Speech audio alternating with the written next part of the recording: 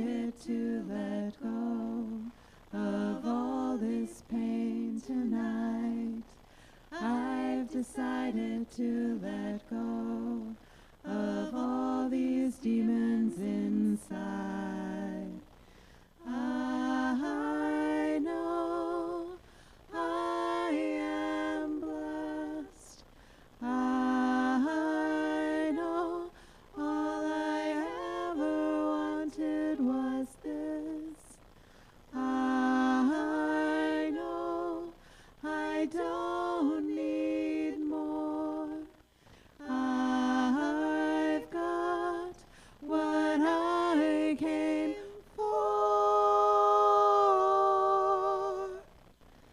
I've decided to be open to that little voice inside, telling me I'm beautiful. It's okay to be alive. I've decided to be kinder to myself when I feel sad. I've decided to be grateful for all I ever have. I know I am blessed. I know all I ever wanted was this. I know I don't need more. I've got what I came for.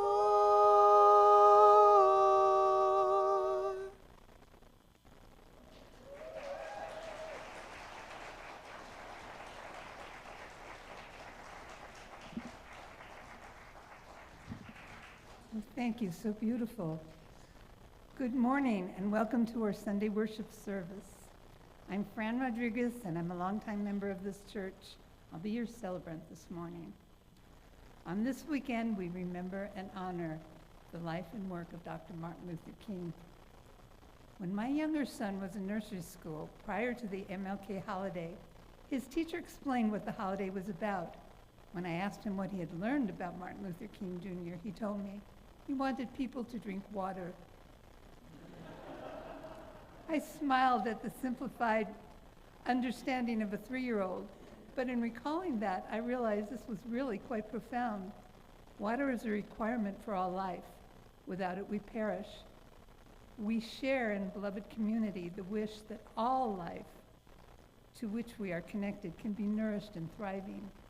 It is in fact our duty to reach our hands in community and be the gift each other requires. I thank my wee son for his sweet wisdom of what we all need to survive. I'd like to extend a special welcome to all those who are joining us for the first time. We are very glad that you are here. If you've come in person, we hope you've received a welcome packet with an information card in it. If you don't have one yet, please ask for one following the service. If you fill out the card and drop it in the offering basket, we will be in touch to support you in finding your way into our community. If you are joining us online, there's a link on the website to an electronic version of the same card. Our welcoming committee members have yellow name tags and can answer any questions or point you toward additional information. Whether you're new or not, please consider staying for coffee and conversation after the service, either downstairs or in our fellowship hall or in our Zoom room. And you're also invited to join a quiet coffee, which will be at 11:30, I believe, in Elizabeth's office. And now let's say our words of welcome together.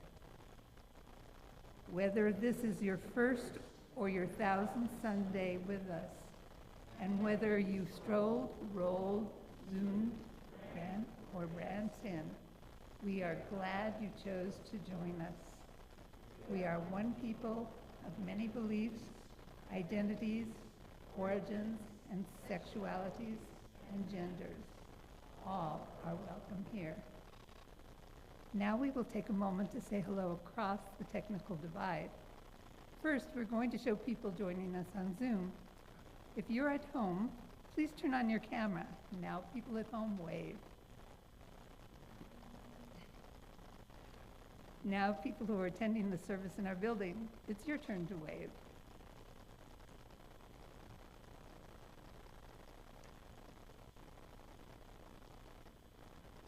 We do have a couple of announcements.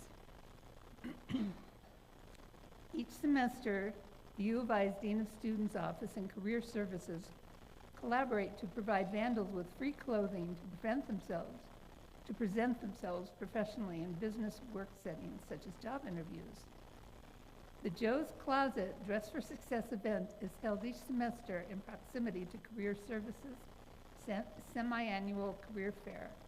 Your donations of gently used professional attire can help vandals make first impressions with potential employers, donors, and community members by dressing for success.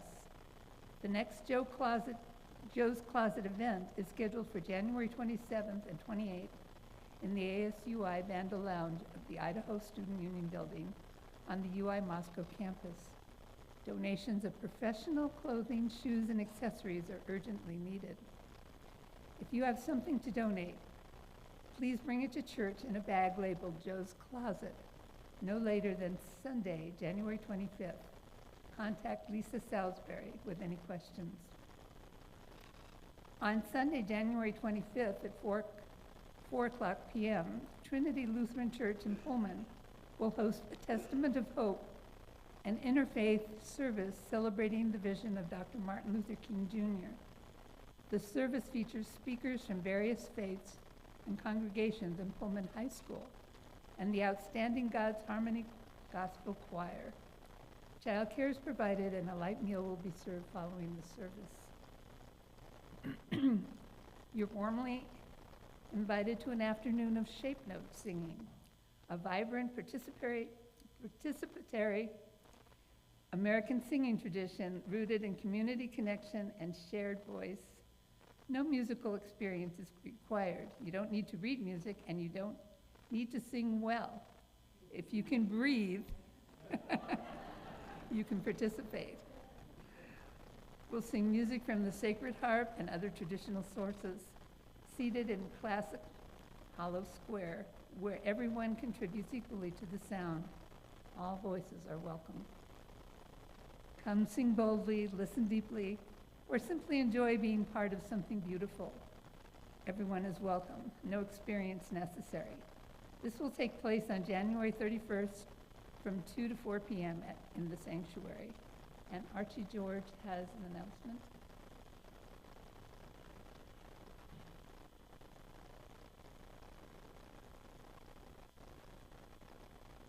Hello, as many of you know, we're wrapping up our annual pledge drive for the stewardship funds.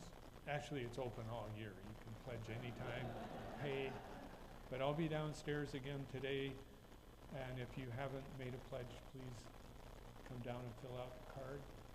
Or you can send me an email, or you can simply make a donation and put stewardship funds on it, and that will create a pledge for you. So whichever way is easiest, and if you want to get a real nice little piece of chocolate, you can pick that up today. I'll take your word for it that you're supporting our stewardship. Thank you.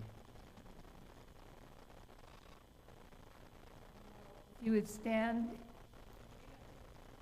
Oh, a couple more announcements.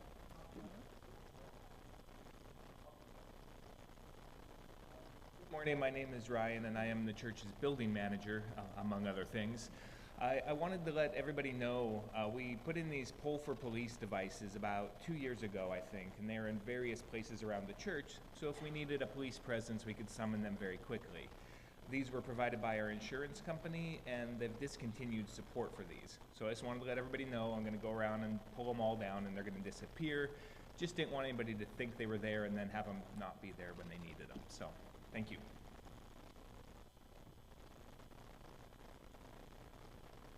Good morning, I'm Ginger Yoder, the Director of Faith Formation, and after church today we have a very quick snow retreat, or as we should call it, the no snow maybe retreat. we are going to Field Springs next weekend, and if you're at all interested in learning more, stay, or if you're signed up and you want to do the paperwork, stay, and if you can't stay, I'll email you and we'll figure it out. And then we had 3 of our 5 childcare providers call in sick in quick succession this morning. So if anybody wants to come play with our kids after I read the story, you can come and see what it's all about. So just follow me back if you want to see if you can help. And here really are the announcements. Okay, we are going to sing our opening hymn. I missed a page. Oh dear, I'm missing a page. Sorry.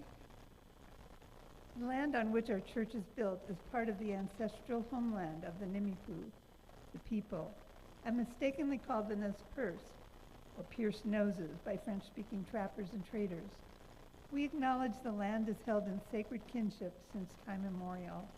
The land and its people suffered immeasurable trauma brought by Euro-American society, and we are working with its resilient peoples to show respect and contribute to the healing and nurturing of this Wheatis precious land and its people. We are hoping that folks joining us via Zoom have a chalice or candle to light and something to light it with. Let's light our chalices together.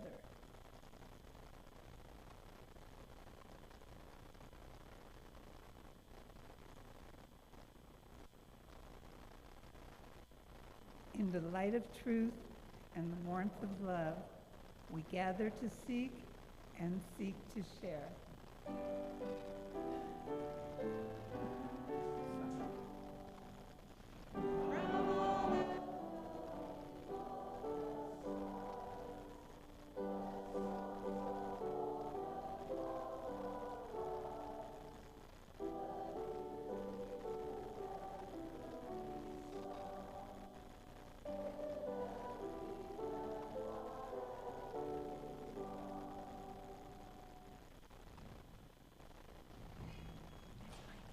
Yeah, I know.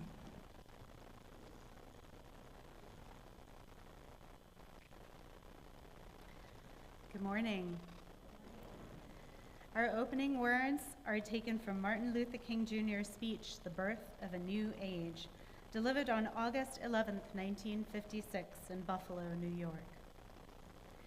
I would suggest some things that we must do to live in this new world, to prepare to live in it, the challenges that confront us. The first thing is this, that we must rise above the narrow confines of our individualistic concerns, with a broader concern for all humanity. You see, this new world is a world of geographical togetherness. No individual can afford to live alone now. The nation cannot live alone, for we have been brought together. This has been done certainly by modern man with great scientific insight. Man, through his scientific genius, has been able to carry highways through the stratosphere. We read just the other day that a rocket plane went 1,900 miles in 1 hour. Through our scientific means, we have made of the world a neighborhood, and now the challenge confronts us through our moral and spiritual means to make of it a brotherhood. We must live together. We are not independent. We are interdependent. We are all involved in a single process. Whatever affects one directly affects all indirectly, for we are tied together in a single progress. We are all linked together in the great chain of humanity. As one man said, no man is an island entirely of himself. Every man is a piece of a continent and a part of a main. I am involved in mankind. Therefore, we will not send to know for whom the bells toll. They toll for thee. We must discover that and live by it. if we are to live meaningfully in this one world that is emerging. But not only that, we must be able to achieve excellency in our various fields of endeavor. In this new world, doors will be opening that were not open in the old world. Opportunities will come now that did not come in the past. And the next challenge confronting us is to be prepared for these opportunities as they come.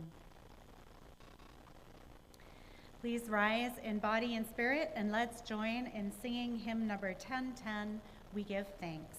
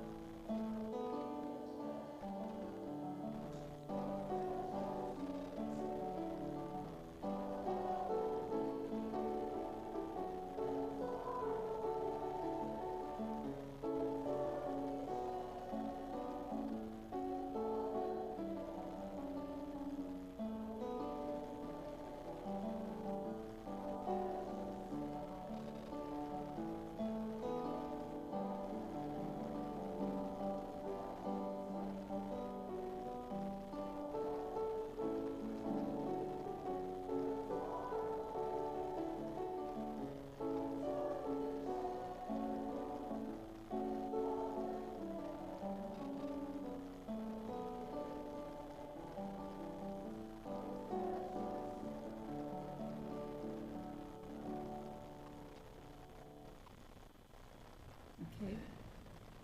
I invite the children and the young at heart to come forward for a time for all ages. Do we have any kids that want to?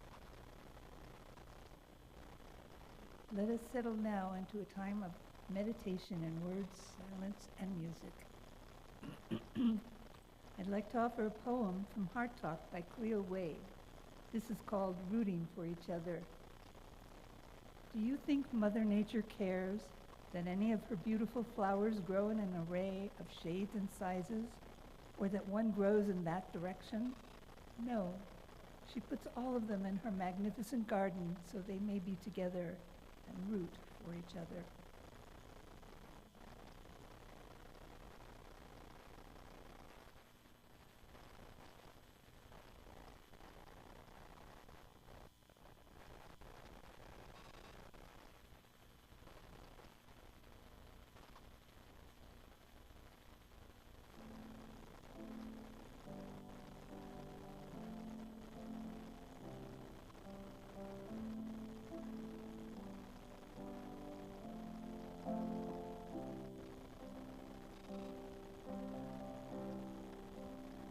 When your fear comes marching like an army, and you hear all the pounding of the drum, when your cry is for justice come up empty, when you ask in weakness, Lord, how long?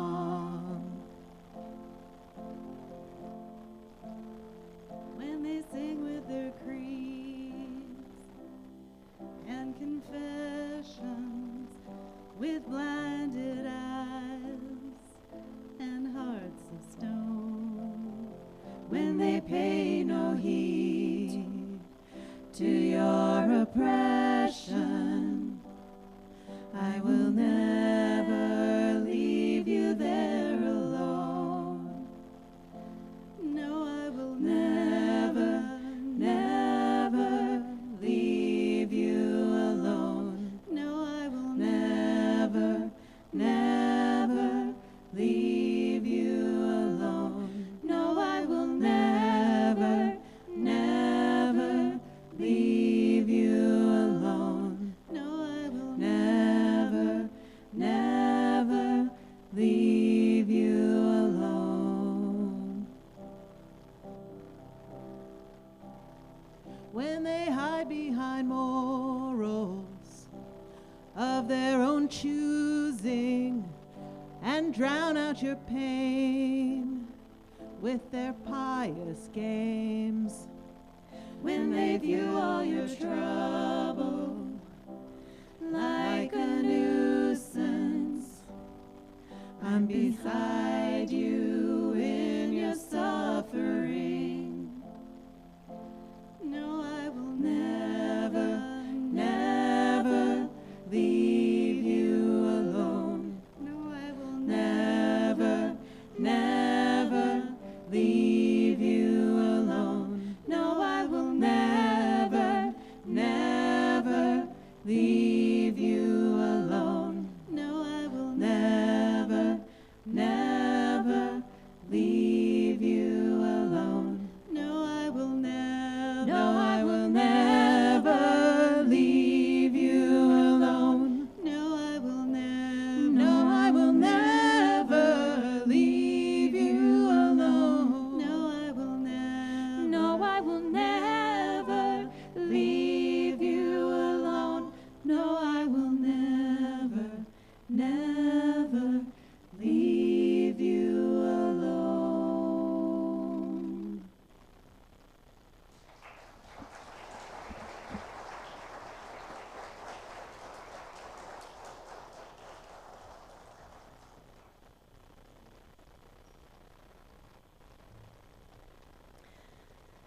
Hello again, friends. It's been a really hard couple of weeks, hasn't it? So many inexplicable acts of violence and terror to grieve. I don't know about you, but after months on constant high alert, my nervous system is close to short-circuiting. Dealing with the relentless onslaught of fear and grief and outrage takes so much mental and emotional energy. I know that you all can relate.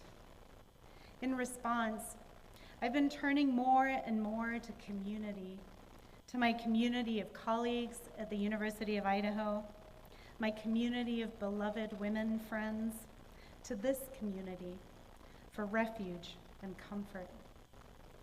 I've been reflecting on the power of gathering together every Sunday in this sacred and peaceful place. A place to just be, a place to breathe, a place to escape from the chaos of the world beyond that beautiful blue door. In her book, The Art of Gathering, How We Meet and Why It Matters, Priya Parker describes the act of gathering as a fundamental human activity that fosters meaning and connection and community, transforming our experiences and enriching our lives. Gatherings play a crucial role in our lives, serving various purposes that enhance our social and emotional well-being. Gathering fosters connection and community. We humans are inherently social beings. Gathering allows us to connect with others, share experiences, and build relationships. Whether it's gatherings with family or friends, community events or work retreats, structured meetings or informal get-togethers, these interactions can help us feel less isolated and more supported. Gatherings provide opportunity to create collective meaning and share our experiences. They allow us to celebrate milestones, mourn losses, and engage in cultural or spiritual practices that reinforce our identities and values. The mere act of gathering generates a unique energy that can further elevate these experiences. This phenomenon, which sociologist Emil Durkheim referred to as collective effervescence, occurs when individuals come together, creating a sense of belonging and shared purpose that enhances the emotional impact of an event. Many gatherings are rooted in cultural or social rituals that help us navigate life's transitions. From weddings and funerals to religious ceremonies and festivals, these events provide structure and meaning to our lives, reinforcing those community bonds. Gatherings can also facilitate change and growth. They can serve as platforms for dialogue, collaboration, and innovation. They allow us to exchange ideas, inspire one another, strategize, and work towards common goals. In gathering, We are bound together by something much deeper than mere proximity or habit.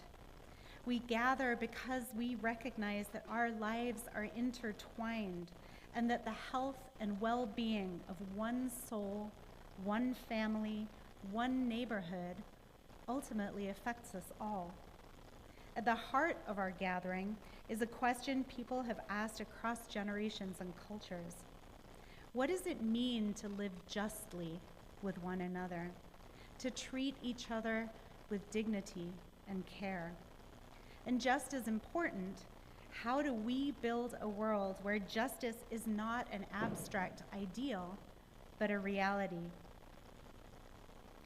Justice, as we reflect on it today, is not merely about laws or verdicts. It's not just about opposing what is wrong, although that matters deeply.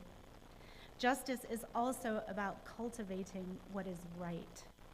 It's about conscience, courage, and community. Three forces that, when woven together, can transform societies and heal hearts. In letter from a Birmingham jail, dated April 16, 1963, Dr. Martin Luther King Jr. reminded us that injustice anywhere is a threat to justice everywhere.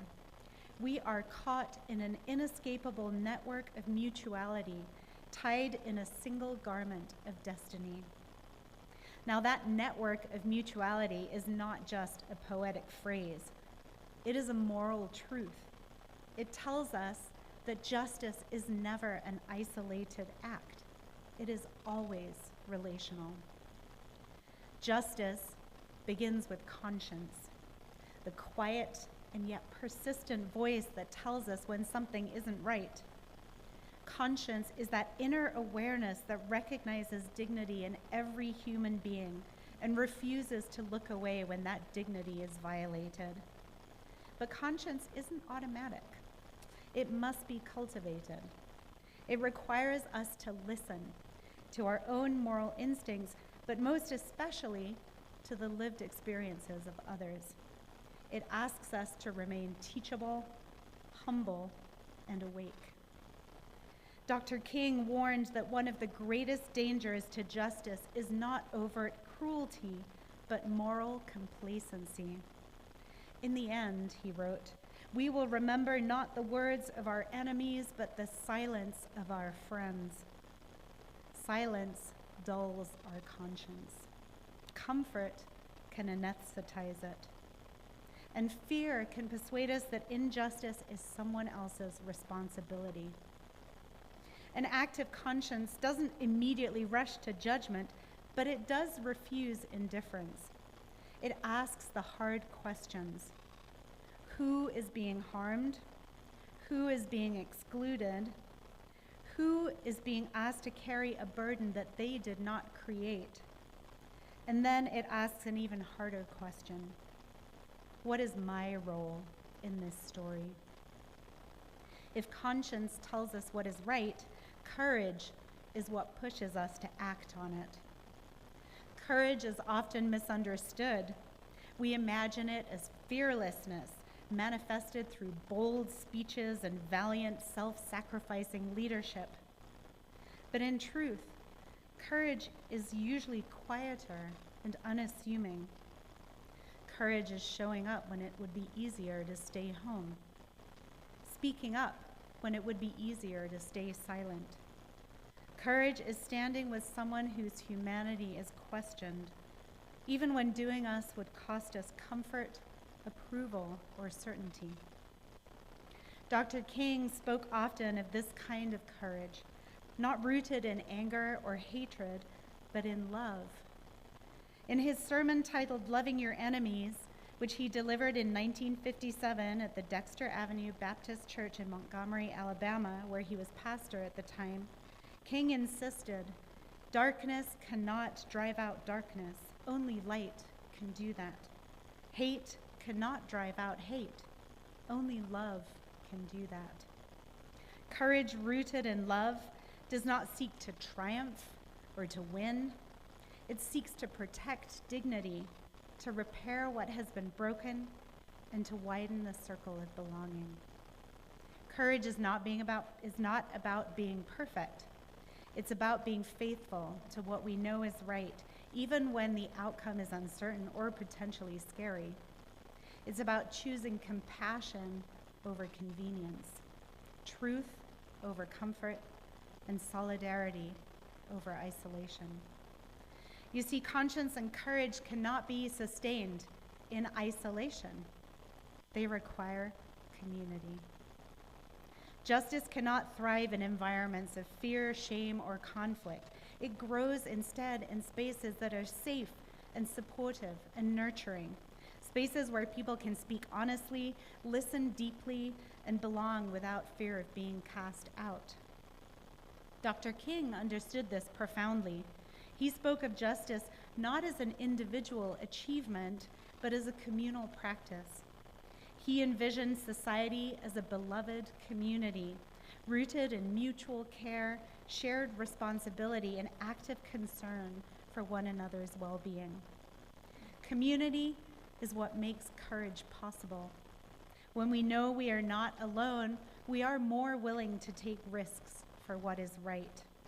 When we trust that we will be held, even when we stumble, we are more willing to stretch ourselves to grow. Community also reminds us that justice is not only about resisting harm, it's about creating conditions where people can thrive. It's about ensuring safety, dignity, opportunity, and belonging. This idea is encapsulated in the work of many important community organizers and freedom fighters, and those voices throughout history who had the courage to speak truth to power. Labor leader and civil rights activist Dolores Huerta reminded us of the power of grassroots organizing and the empowerment of everyday people. Every moment is an organizing opportunity, she urged. Every person a potential activist, every minute a chance to change the world. And it is in community where those moments multiply. Too often, justice is framed as opposition against injustice, against systems of harm, against oppression. And while resistance is necessary, it isn't enough simply to challenge the wrongs in this world. Justice also calls us to be builders, to thoughtfully and intentionally build communities where people are nurtured and honored, and where differences are met with curiosity and interest rather than fear.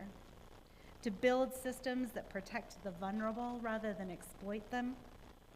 To build cultures where worth is not measured by productivity, wealth, or conformity, but by people's inherent humanity. One of my favorite writers, Black womanist scholar Bell Hooks, whose own work, like that of Dr. King, was rooted in an ethic of love, offers this wisdom in her book, Killing Rage, Ending Racism. Beloved community is formed not by the eradication of difference, but by its affirmation. Her interpretation and expansion of Dr. King's idea of beloved community is clear. Justice does not require sameness. It requires commitment to one another, to shared values, and to the ongoing work of repairing and rebuilding community. This kind of justice takes time, takes patience, it takes grace, and it also takes the humility to know that none of us sees the whole picture alone.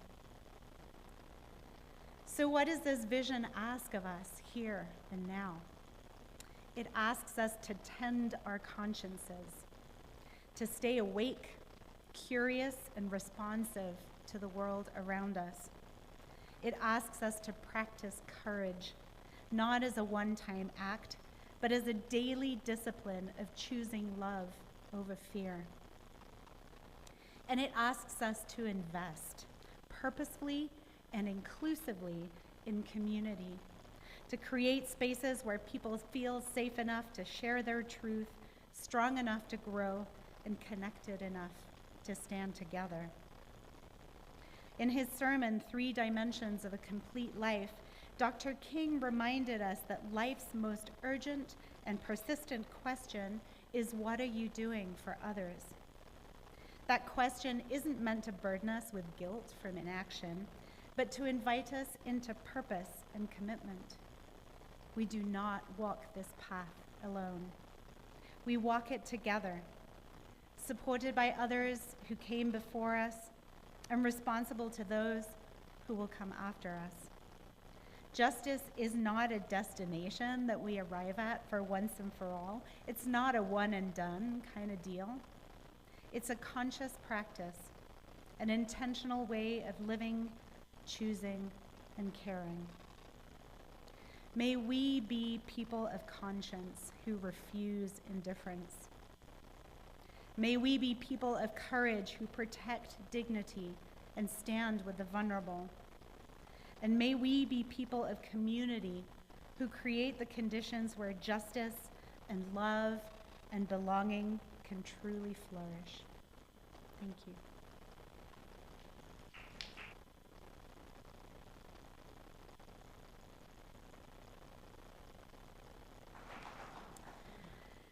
Let us now rise in body or spirit and join in singing our closing hymn, number 1007, There's a River Flowing in My Soul.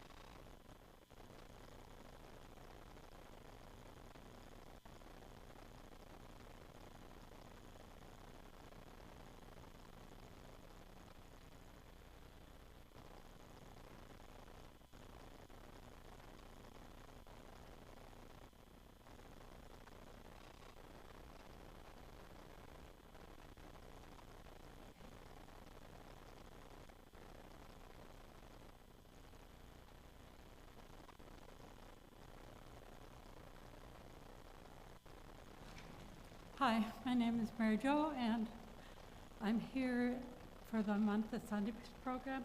And I almost forgot to do that because I got so involved with service. So I'd like to call Vicki and Mark Leeper up from the Disability Action Center. They were our recipient for the month of Sundays. Come on up. Thank you so much for coming.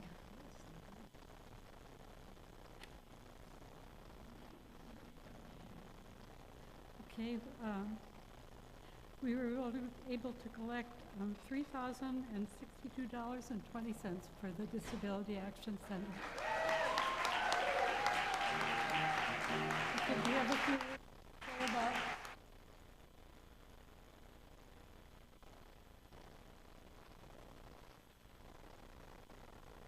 Getting me not to speak. First of all, thank you so very much. For those of you who may be familiar with Disability Action Center, and those who may not, just a real quick, then I'll just disability so often is talked about in terms of charity and so on, and that's not what we're about. We're about people with a disability taking power and control over their own lives.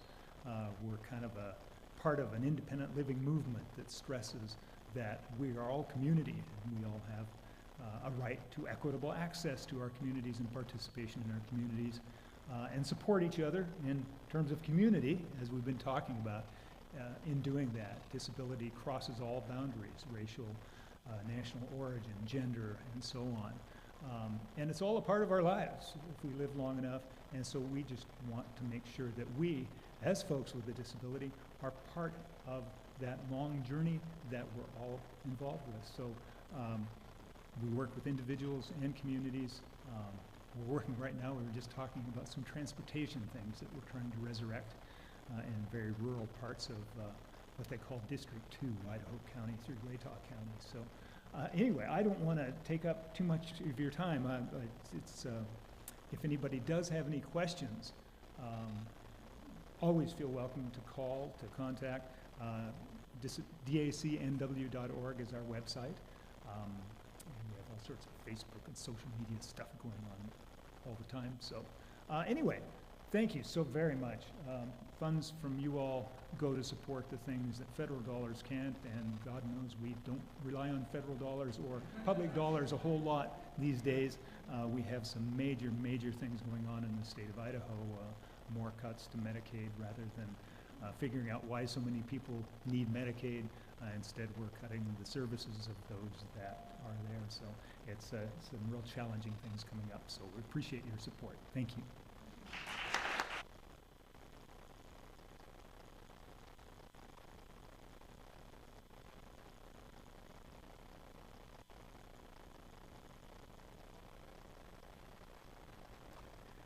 Our closing reading is an excerpt from Declaration of Interdependence by Richard Blanco.